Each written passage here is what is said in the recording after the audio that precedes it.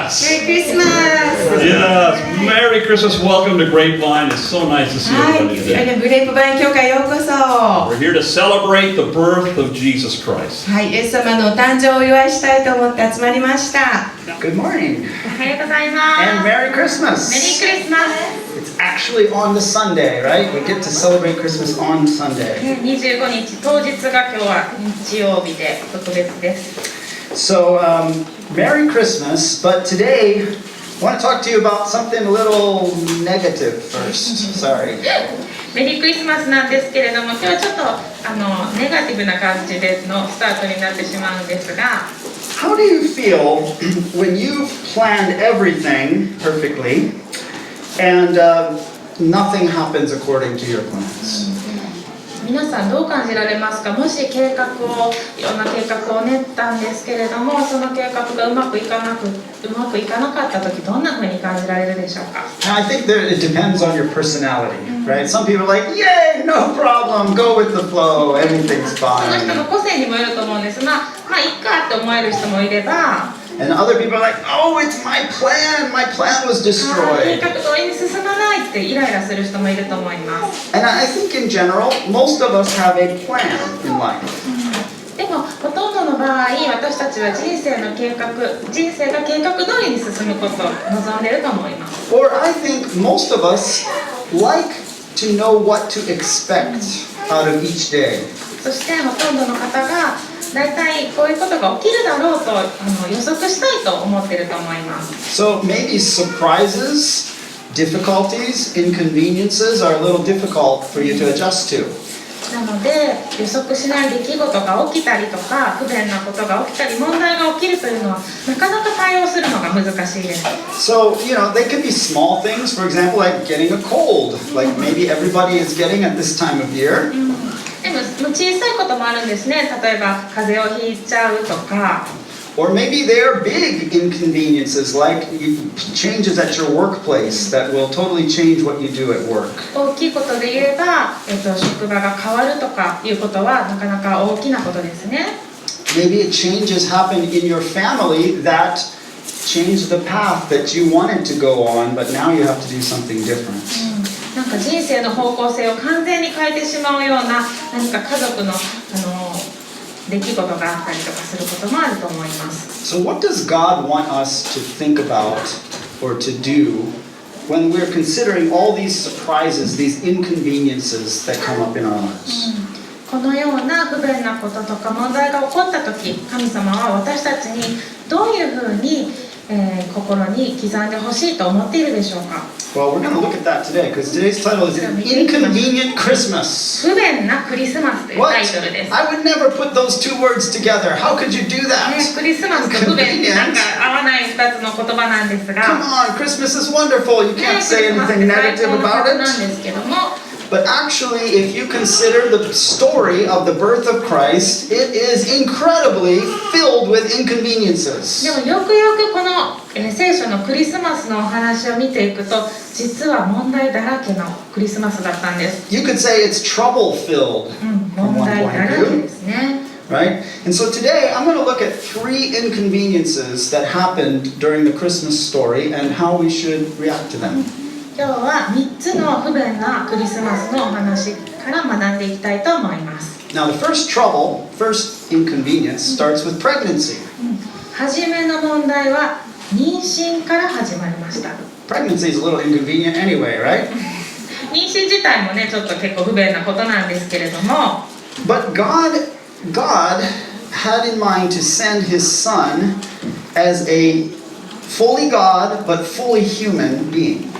神様はその一人子を完全な神であり完全な人間として生まれさせることを計画されていま So した。 think about this.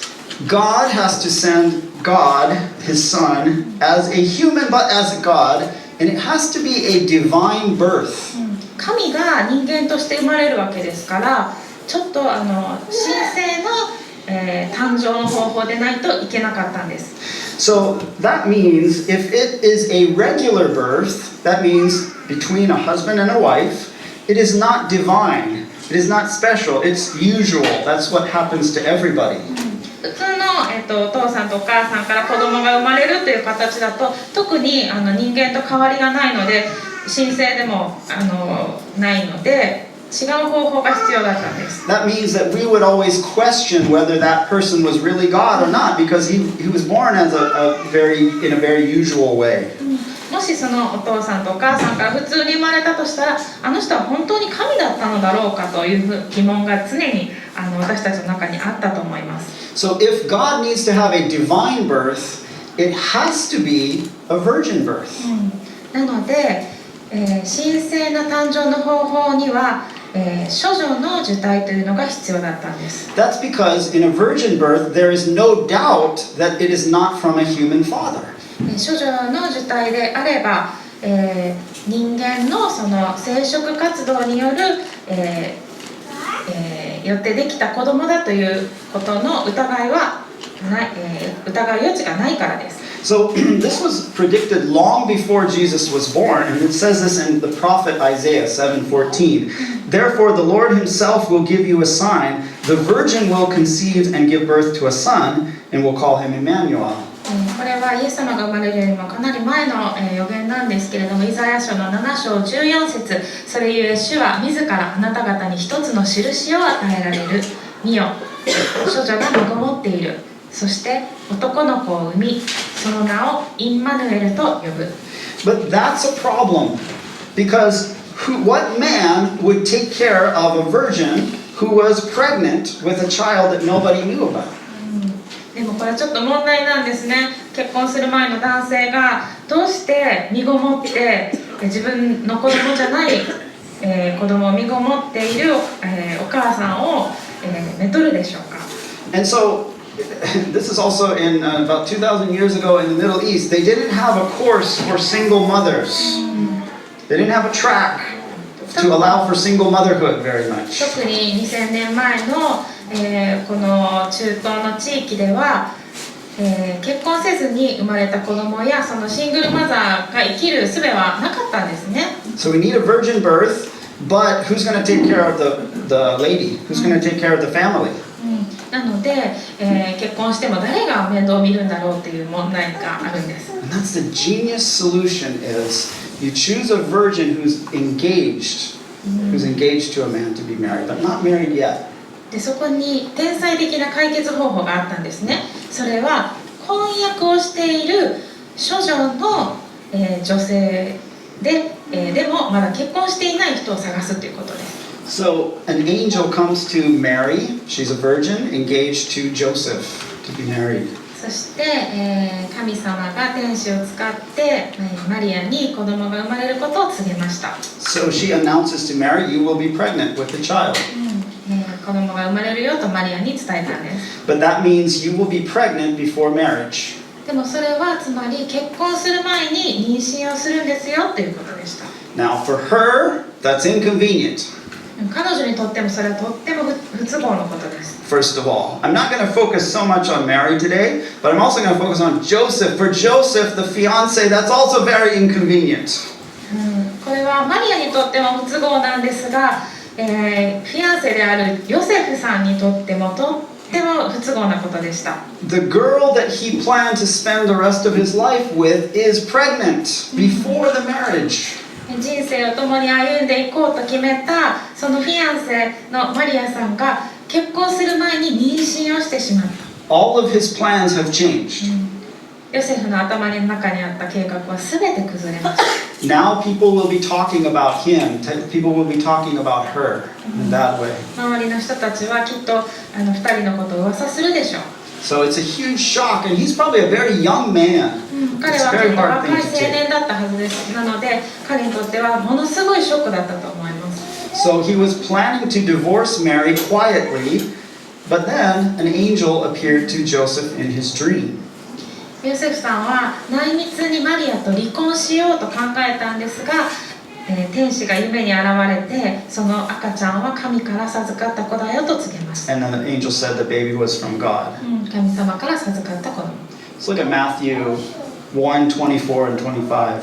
When Joseph woke up from that dream, he did what the angel of the Lord had commanded him and took Mary home as his wife. But he did not consummate their marriage until she gave birth to a son. マタイの福音書 1章24節から25節。ヨセフは眠りから覚めると、主の使いが命じた通りにし、自分の妻を迎え入れたが、子を産むまでは彼女を知ることはなかった。そしてその子をイエスとつけた。Now, I've read the Christmas story many times. このクリスマスのお話って何回ももう読んでるんですけれども、But I've always found something surprising. でも読むたびにちょっとなんか驚くことを発見するんですね。Verse 25 kind of shocked me this time because I was shocked at how personal of a detail is included in the Christmas story. この25節に注目してみると、私今回とっても驚いたんですね。とっても、個人的な、詳細な内容がここに書かれているということです。Joseph was married to Mary, but they didn't have sex until after the birth of Jesus. It's a very personal detail. ヨセフとマリアは結婚したんですけれども、イエスが生まれるまでの間、夫婦の間にセックスすることはなかったということが書かれています。So Joseph did the right thing. He got married. ヨセフさんはちゃんと神様に従って、正しいことをして結婚をしました。But he didn't enjoy any of the benefits of marriage. でも、結婚のその楽しみを得ることはなかったんですね、9ヶ月間。And that's tough. That's not how he imagined his honeymoon would be. 結構辛かったと思います。ハネムーンの時期はなかったんですね。So here's something that we learned, first of all, from the story about inconvenience. これがまず私たちが一つ目に学ぶことですね。You can write this in your notes. You can write this on the bulletin. Your inconvenience could be providing for others. あなたにとっての不便なことは他の人の備えとなる。What's inconvenient to you could be helpful to provide for other people. あなたにとって不都合なことが誰かにとって、得るものがあるかもしれないということです。So Joseph did a difficult thing. ヨセフさんはすごく大変なことをしました。He was inconvenienced. とても不都合な状況にありました。But what was trouble to him provided a family for Mary and Jesus. でも彼にとって不都合だったというその事柄が、イエス様とマリアにとって家族を与えるということができたんです。You know, it's often easy when trouble comes up, we always think about ourselves. We say, how does this affect me? 私たちは何か問題が起きた時にまず自分の心が、反応してどういうふうに私は、なるんだろうと思ってしまいます。This inconvenienced me. I didn't get to do what I wanted to do. 私がやろうとしたことができないじゃないと思います。But maybe can we say, okay, I'm inconvenienced, but maybe that's providing something for somebody else. でもその時に私たちはこう言えるかもしれません。不都合なことが起きたけれども、その代わりに私は誰かに与えることができるかもしれない。How can I think of it not as trouble for me, but as serving for other people? 自分にとっての不都合なことを考えるのではなくて、周りの人のことを考えることができるでしょうか。How can I put my agenda aside and look around at others around me and provide for their needs? 自分の計画や自分の、思いを横に置いて、他の周りの人に使えるということを考えることができるでしょうか。 Joseph's trouble shows us a great picture of that, providing for others. Your inconvenience can provide for other people. ヨセフさんのこの問題を考えるときに私たちはそれを学ぶことができます。Second inconvenience. 2つ目の不便なこと。Jesus needs to be born in the town of Bethlehem. イエス様は、ベツレヘムという、町で生まれる必要がありました。This was predicted a long time ago by the prophet Micah. But you, Bethlehem, Ephrathah, though you are small among the clans of Judah, out of you will come for me one who will be ruler over Israel, whose origins are from of old, from ancient times. ミカ書の5章2節ベツレヘム、エフラテよ、あなたはユダの氏族の中であまりにも小さい。だがあなたから私のためにイスラエルを治める者が出る。その出現は昔から永遠の昔から定まっている。 That's a nice passage, but Joseph and Mary live in Nazareth. まあいいパッセージなんですけれども、ヨセフとマリアはナザレに住んでいたんです。 In fact, Joseph probably just built a new home, or at least a new room for Mary and him to live in. That was the custom, to you build a house before you get married. きっとヨセフさん大工だったですし、もう新しい家族のために家を建ててたんじゃないかと思います。 And he was a carpenter. He had a business in Nazareth. 大工だったのでそのビジネスもやってました。 He's not moving.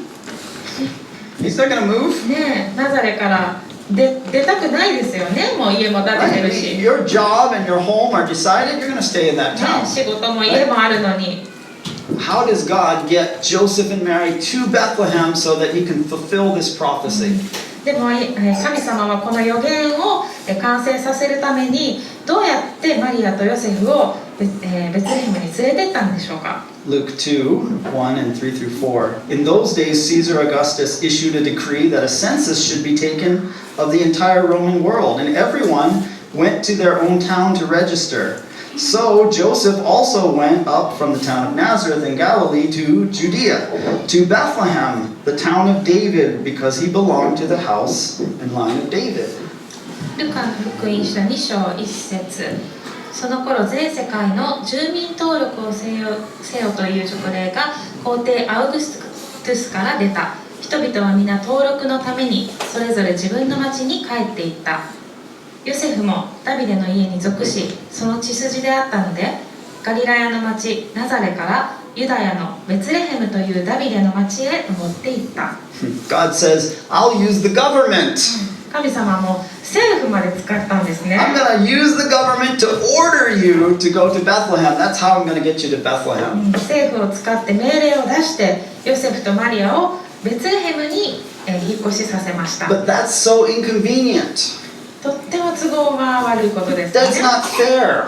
フェアじゃないですよね。 I have a house already. I have my business all set. And now I have to uproot my life and I have to go live in Bethlehem. ヨセフさんからすると自分の建てた家やビジネスもあるのに、ベツレヘムに引っ越さなくてはいけないという不都合が生じたんです。 How am I going to do my carpentry business? 自分の仕事はどうしたらいいの？ Mary's pregnant. How can we travel safely? マリアはお腹が大きいのにどうやってベツレヘムまで、問題なく安全に、移動することができるんだろう。 Where am I going to live in Bethlehem? Do I have any cousins there? I got to check my phone here. ベツレヘムに行って誰か親戚 いたっけなって、そこで泊めてくれる人いたっけなって考えたんです。 So many headaches. いろんな頭痛の種が、生まれました。 Maybe you're used to this story and it's like, oh yeah, they went to Bethlehem. No, it's a big problem. Moving is a big problem. It's very inconvenient. Please try it sometime. でこのクリスマスのお話も聞き慣れて、皆さん聞き慣れてると思いますし、ナザレからベツレヘムに行ったんだなって思うかもしれないんですけど、もうヨセフさんにとっては本当に大変なことだったんですね。もうよかったら一回やってみてください。 Here's a second thing we see about inconvenience. You can write this down too. 次の、図も、書いてくださいね。 Your inconvenience could be God putting you in the right place. あなたにとっての不便なことは神様の導きとなる。 You don't like it, your plans change, but God might be putting you at the right place at the right time. あなたにとってはとっても問題の多くて不都合なことだらけかもしれないけども、もしかしたら神様は、あなたを正しい場所に置かせるためにそれを起こしているのかもしれません。 We have a different point of view than God. We see from the ground level. 私たちの視点っていうのはもう本当にこの地面から見てるレベルなんですけれども、 It's inconvenient. そのレベルから見ると本当に不都合だらけの、状況なんですが、 God sees it from above, from a bigger picture. He already prophesied this many years ago, 500 years ago. He needs to get to Bethlehem. I've got bigger purposes in mind. I need to get them in the right 神 place. 様はもう上から全体像をご覧になっていて、そしてそれのために、全てを動かしておられます。 You know, Joseph knew that Mary's baby was special, but Joseph can't keep in mind all the prophecies that need to be fulfilled. He doesn't know all that stuff. ヨセフはマリアのお腹にいる子供が特別な子供だっていうことは自覚していましたが、その、何百年も前の予言については分かっていなかったと思います。God sees the bigger picture that we can't see. 神様は私たちが見えないような視点で全体像をご覧になられる方です。God has promises to fulfill that Joseph is not thinking about. 神様は、予言を完成させようとされていました。He promised David, he made a promise with King David, you're going to have the Messiah come from you. So it's got to be in Bethlehem. So he's fulfilling a promise that he made to David. ダビデ王に神様が約束していたあなたの血筋から、救い主が生まれる、そしてそれはベツレヘムから生まれるという予言がありました。But in order to do that, you need to be inconvenienced. でもそれが、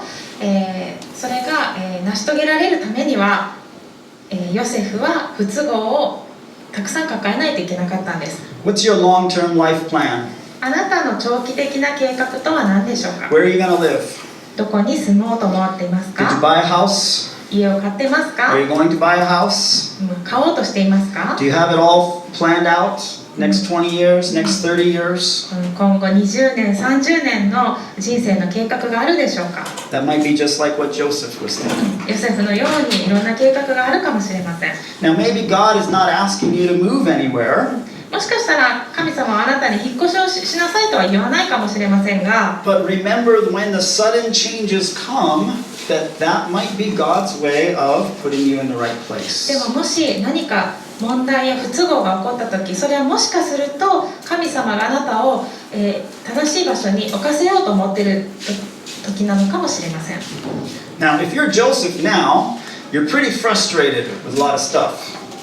あなたがもしヨセフだったら今もうとってもイライラしてると思うんですが、 But anyway, you make the journey, now you get to Bethlehem. 安全にベツレヘムに着いたのでほっとしています。 Okay, God, I did my part. よかった、もう神様、僕がやるべきことはやりました。 No more trouble from now on, please. この後はもう問題はやめてください。 Do you ever do that? You go through 2 or 3 hard things and then you're like, okay, God, I deserve a break. You have to give me a break from tough things because I already finished those, そういう right? 時ってありますよね。何か問題が続いて、もうこれだけ続いたからちょっと休憩が必要だと思うような時ありますよね。 Lord, just please make things go smoothly in Bethlehem. なので、もうベツレヘムに着いてからはどうか何事もなく過ごせますようにと祈ったと思います。 Luke 2:7b, ルカによる福音書2章7節、 there was no guest room available for them. 彼らに宿屋には彼らのいる場所はなかった。 Come on, God, Joseph said. 嘘でしょ？ Come on, now we don't even have a nice place to stay. 出産するのにいい部屋がないってどういうことですか？ As a man, let me tell you what might go through the mind of a man when he finds out that his wife is pregnant. 奥さんが妊娠したということが分かった時の男性の心の模様を説明しましょう。 The first second is, yes, that's awesome. まず最初にもう最高って思うんです I'm going to ね。 be a father. 父親になるぞって。 And then about 20 seconds later, で、20秒後には panic starts in my mind. ちょっとしたパニックになってくるんですね。 Do I have a good enough job to provide for a baby? 赤ちゃんを育てるため養っていくぐらいのちゃんとした仕事に就けてるだろうか。 This apartment's too small. I can't raise a family in this apartment. I need a new apartment. ね、この家ちょっと狭すぎるんじゃないか、引っ越さないといけないんじゃないか。 I need to start looking right away. Get on the internet. もうちょっと探し始めないといけないんじゃないかと思っても一生懸命探し始めるんですね。 For men, we feel proud that we can provide for a family. なので男性として考えると家族のために、備えを、できるというのはとても誇らしいことなんです。 And we might feel like a failure if we can't. でも反対に備えを、できないということは男性にとってはなんか自分が失敗者であるように感じてしまうことがあります。 Luke 2:6-7. While they were there, the time came for the baby to be born. And she gave birth to her firstborn, a son. She wrapped him in cloths and placed him in a manger because there was no guest room available for them. ころが彼らがそこにいる間にマリアは月が満ちて男子の遺子を産んだ。そしてその子を布にくるんで貝羽桶に寝かせた。宿屋には彼らのいる場所がなかったからである。 Jesus is not born in the nice ladies' clinic that serves gourmet meals. イエス様はもうね、豪華なご飯が出てくるようなレディースクリニックで生まれたわけではなかったんです。 There's some really nice places, by the way, Yeah. now here, at least in this で area. この辺りにもすごいいい、ね、レディースクリニックたくさんあるんですけれ They ども、 hire a full-time gourmet chef to make the meals for you. でフルタイムのコックさんとか雇ってご飯作って The るんですよ room ね you。stay in is like a hotel. ね、本当にホテルみたいなお部屋で、ね、 Right? And Joseph's like, man, if I could have only done something like that, ヨ I セ could フ have さん had か a ら nice したらもう、 place for もうここまで大変だったからもうそんなぐらいのお部屋を用意できたらって思ったと思います。 They don't have any guest room, so it's not like a hotel. Okay, this is not like a hotel. It's a guest room, like at a family's house. They didn't have an extra room. この宿屋っていうのはホテルみたいな感じではなくて、誰かのお家の空いてる部屋を貸してもらうみたいな感じのスタイルだったんですけれども、そういうスタイルでも空いてる部屋がなかったんです。 So where it was is a stable. It's kind of like an overflow section of a house where they kept the animals. なのでその、牛とか馬がいるようなところの、ちょっと空いてる場所に寝床を作ったんですね。 Now they wrap Jesus nicely in cloths. That actually shows that he's well cared for. 生まれたばかりのイエス様をきれいな布でくるんで寝かせたと書かれています。 But they don't have a baby bed. でもベビーベッドはなかったんですね。 And I thought about that too. Joseph's a carpenter. He didn't make a baby bed. He didn't make a bed for his baby. ヨセフは大工さんだったので作れただろうけれどもそこでは作っていなかったんですね。 The best thing they have, the closest thing they have is a manger. It's a feeding trough. でもう一番ベビーベッドに近いものを探したらそれは貝羽桶で、牛や馬の餌を入れている桶だったんですね。 And they put Jesus in the manger. そしてその貝羽桶にイエス様を寝かせました。 Joseph is thinking, well, it could have been nicer. ヨセフは考えたと思います。赤ちゃん無事生まれたけどもうちょっといい感じにできたらよかったのに This is な。 not what I planned. これは私が想像していたものではなかった。 It's not as nice as I planned. そんなに想像していたより良くなかったなと。 It's not convenient. It's not so smooth. Didn't go smoothly.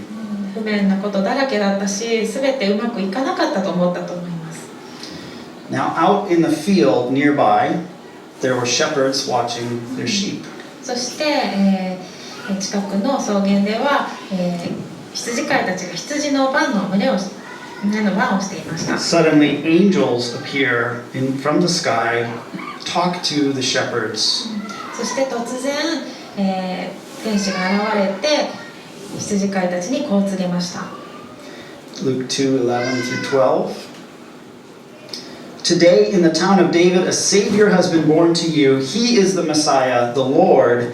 This will be a sign to you. You will find a baby wrapped in cloths and lying in a manger. 今日ダビデの町であなた方のために救い主がお生まれになりました。この方こそ主キリストです。あなた方は布にくるまって貝羽桶に寝ている緑子を見つけます。それがあなた方のための印です。 So the shepherds went into town and they found Jesus. 羊飼いたちは町に行ってイエス様を見つけました。 A baby wrapped in cloths and lying in a manger. 布にくるまれている赤ちゃん、そして、この、天使が言った通り貝羽桶に寝ている赤ちゃんというのを見つけました。 A baby lying in an inconvenient place. 赤ちゃんがこんなに不便な場所に寝かされているんですね。 A baby lying in an unusual place to put a newborn baby. That's how you'll find him. ね、生まれたての赤ちゃんを貝羽桶で見ることなんかできませんよね。 And they worshipped him and they told everyone in the town what they had seen. そして羊飼いたちは、神様を賛美しながら帰っていきました。So your inconvenience could be leading others to Jesus. あなたにとっての不便なことは他の人がイエス様と出会う機会となる。 It might be inconvenient to you, but other people might get to meet Jesus. あなたにとってはとっても不便なことかもしれないけれども、それによって誰かがイエス様と出会うかもしれない。 Through your trouble. あなたにとっての問題が。 It's a little bit of trouble, but they get to meet Jesus. でもあなたにとってのその問題が誰かがイエス様と出会う機会になるかもしれないんです。 Imagine this, guys. The very sign of Joseph's inability to provide for his family is a baby lying in a manger, and that's the very sign that they use to identify him to the shepherds.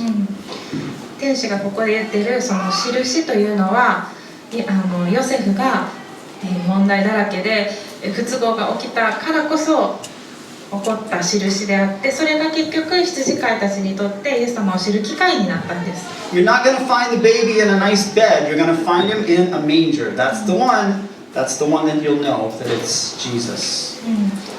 ベッドに寝ているのではなくて、飼い葉桶に寝かされている赤ちゃんっていうのが、それが一つの印となったんです。 Everything that caused Joseph trouble and inconvenience was all part of a bigger plan of God. なのでヨセフの目から見るととても不便なことが神様の目から見るととても素晴らしい出来事になっているんです。 You know, I can imagine Joseph sometimes praying and saying, God, why me? Man, why me? もう想像できますよね。ヨセフが神様にどうして私なんですかって祈っている姿が。 Why give me so much trouble? どうしてこんなにも問題を起こすんですかっていう。 Why couldn't it have been smoother? どうしてもうちょっとスムーズにことが進まないんでしょうかと。 And I think God says to Joseph, そして私は神様がヨセフにこう言ってるのが想像できます。 Thank you, Joseph, ヨ first セ of フ all. ありがとう。 Thank you for everything. Why you? どうしてあなたが勝って It had to be you. あなたでなくてはならなかったんだよ。 It had to be you. It あな could たでない only とい be けな you. かった。あなたしかできないことだった。 You felt troubled, but you provided for others. あなたにとっては本当に問題だらけだったかもしれないけれども、それが誰かに何かを与えることになったんだよ。 You gave up part of yourself, your agenda, so that others could have life. あなたが自分の計画や自分の思いを諦めてくれたおかげで誰かが命を得ることができたんだよ。 Your plans changed, but my plans were followed perfectly. あなたの計画は変わってしまったかもしれないけれども、私の計画は変わらないでちゃんとその通りになったんだよ。 Your suffering brought people to salvation. あなたの苦しみが誰かに救いをもたらしているんだよ。 And now, Joseph, now you know what my son lying in the manger is going to do for you. 今この飼い葉桶で寝ている私のこの、巫女がこの後どうなるか知っているか？ Because my son is going to be very familiar with inconvenience and trouble. 私の息子はこれから不便なこと、不都合だらけのこと中に生きていくんだよ。 He'll be well acquainted with suffering. そして苦しみとも親しくなっていくんだよ。 He will give of himself so that other people might have salvation. そして彼は自分をすべて投げ出して誰かの救いのために自分を投げ出すんだよ。 Because it's very inconvenient for God to become human. なぜなら神が人間になるということは不都合だらけだからです。 It's very uncomfortable.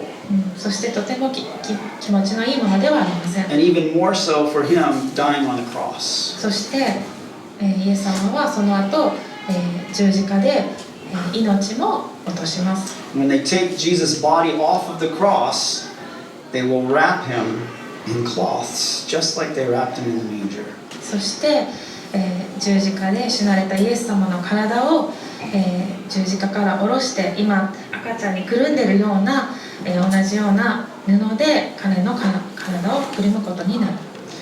Our inconvenience is a reminder of God's salvation. 私たちの身に起こる不便なこと、問題というのは神様の救いを思い出させるきっかけになります。 So here's our challenge. Can we see things a little from God's perspective? ここで皆さんにチャレンジしたいのは、私たちに問題が起きた時、少し自分の目線ではなく神の目線で物事を見れるでしょうか。 So we don't have to like it, we don't have to enjoy it when plans change or schedules change or we're inconvenienced. 別にその問題が起きたことを好きにならなくてもいいんですね。We might not be happy that things didn't go smoothly. もう私たちは問題が起きた時に、それを、喜ぶことはできないでしょう。 But now can we stop and think, maybe it's not about me, maybe God is putting me in the right place. 喜ぶことはできなくてもちょっと立ち止まって、これは、自分にとっては不都合だけれども神様にとっては何か計画があるんじゃないかと思えるでしょうか。 Maybe we can say to God, okay, God, it's not my plan, but just use me to lead others to you. なので立ち止まって、私の計画通りではないかもしれないけど神様どうか私を使ってください。そしてあなたの計画を行ってくださいと。 And also we need to ask ourselves, do I need to be a little more inconvenienced in order to provide for other people? そして、立ち止まって私はもう少し自分の不都合や、自分の好みでないことを選んで、誰かのために何かを与えることができるかと自分の心に問いかけるんです。 Christmas is today, the new year is coming very soon. We're probably thinking a little bit about the future. What's the new year hold? What's our plan? 今日はクリスマスです。そして、お正月がやってきますけれども、この時期に私たちは今後の自分の人生を、考える時期だと思います。 Let's submit our plans to God. その時にどうか私たちの計画をまず神様の前に置いてみましょう。 God, I have a plan, but I might be inconvenienced. It might change, but that's up to you. 私は計画があるけども神様あなたの、計画がなされますようにと。 Please put me in the right place. そして私を正しい場所に行くべき場所に置いてくださいと。 God has amazing plans, much more than we could ever imagine, and we know that from the Christmas story. 神様は私たちが想像しているよりもはるかに、大きな視点で物事を見られていて、そして、素晴らしい計画をお持ちだということです。 Jesus has come. He will make all things inconvenient, troublesome. He will make all things work for good. 神様は私たちが持っている問題や不都合すべてを素晴らしいことのために使われるお方です。 Let's pray.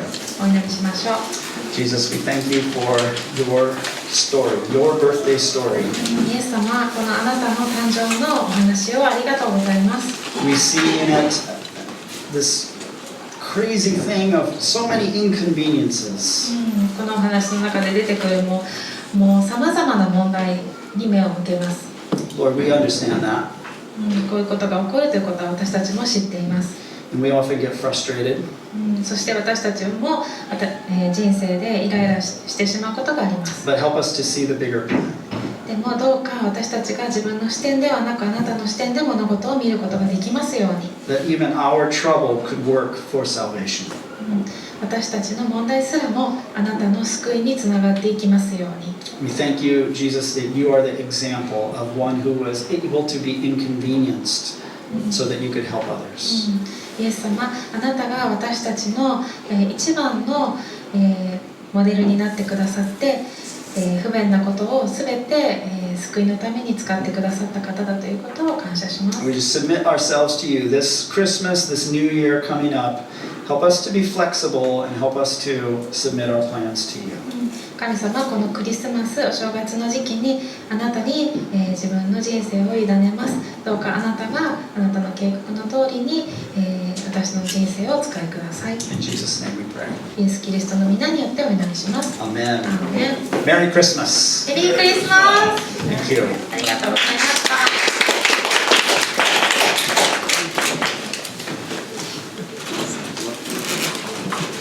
Thank you, Pastor Daniel. Yes. Merry Christmas. メリークリスマス。 For all of us at Grapevine, I want to say thank you. It's been a wonderful year.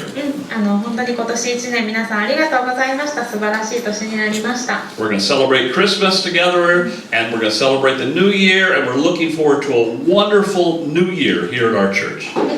クリスマスを一緒にお祝いして、お正月もお祝いして、そして来年も素晴らしい年に皆様と一緒になれますように。 God bless you. Thank you very much. God bless you. ありがとうございます。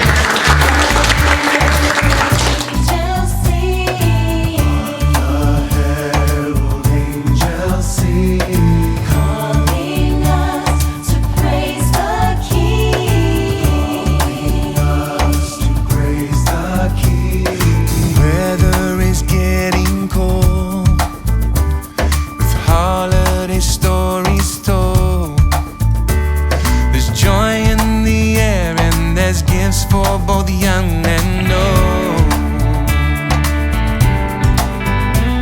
we're hanging the Christmas lights as we sing of that holy night. We gather again to give thanks for the love God sent. Join with the shepherds, join with the saints of old.